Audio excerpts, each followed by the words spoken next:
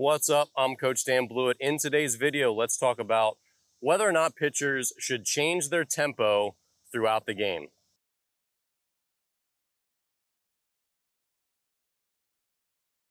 All right, so this has been kind of a new trend in Major League Baseball recently. So you've probably seen this from Marcus Stroman, Johnny Cueto back when he was still pitching. Is he still pitching? I don't know.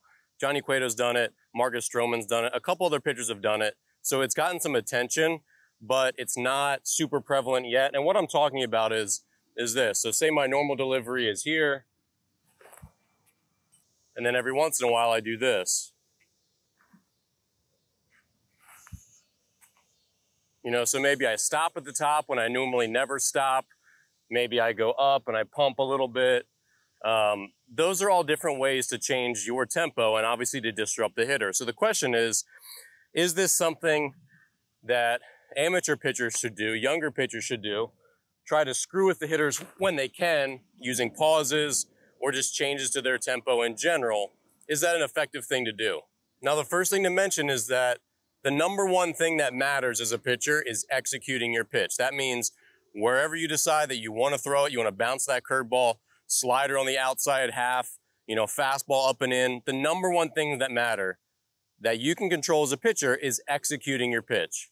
Focusing, obviously, all the practice and prep you put in to making quality pitches when they matter. And that's ultimately what separates great pitchers from lesser pitchers. So the question then is, if our number one goal is executing every pitch as well as we possibly can, is this something that's going to disrupt that? And really the answer is yes, especially for amateur pitchers. So understand that the rules are always different for major leaguers who are world class at what they're doing, right? So Marcus Stroman, if he feels like he can confidently do this, then he can do it. But if you look at the numbers of players who do this in the major leagues, even in the major leagues, it's extremely rare.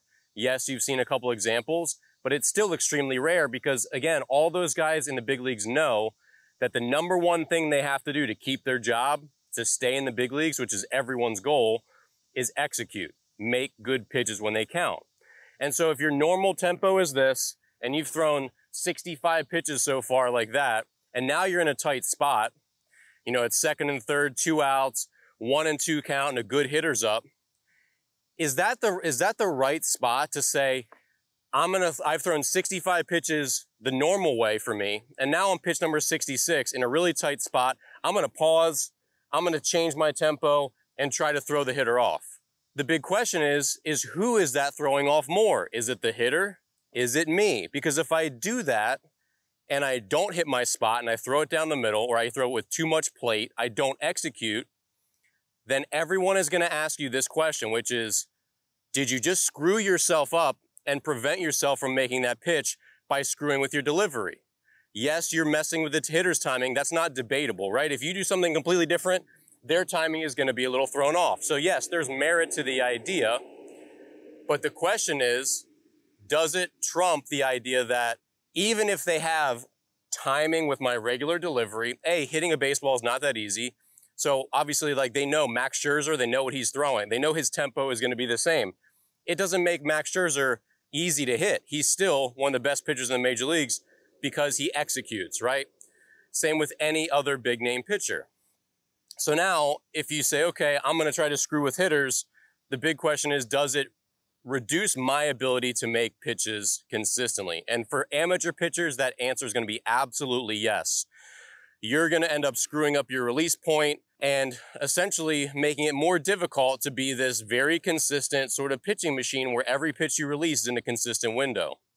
So it really boils down to not trying to be too tricky, which is when a lot of pitchers get in trouble. Like they try to throw a curveball in a weird spot because they want to really trick the hitter and make them look bad, or they want to do a tempo change and try to trick the hitter and make them look bad.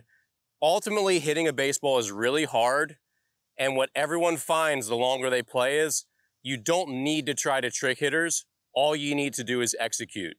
And especially for young pitchers who have such a tough time throwing strikes in general and hitting their spots and executing when the pressure is on, adding a tempo change to your own delivery is likely going to reap much less of a benefit for you than for the hitter. The hitter is probably gonna benefit because now your mechanics have changed, your timing is off, and now you're trying to deliver this pitch with high precision, and you're just gonna be less likely to do it. So I don't recommend that amateur pitchers do this. At the big league level, they can do what they want, but even then, you don't see it very often. So hopefully this video is helpful. Obviously, it's tough as a parent or a young pitcher to figure out what you should adopt and what training techniques maybe you should discard or maybe not appropriate for younger pitchers.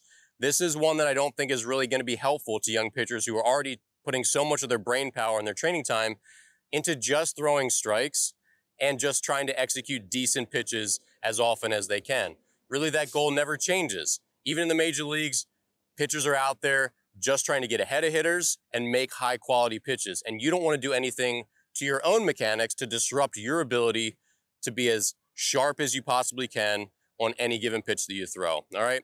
So I hope you found this video helpful. Be sure to subscribe to the channel, check out my pitching books, my online courses, share this video with a friend, and I'll see you in the next one.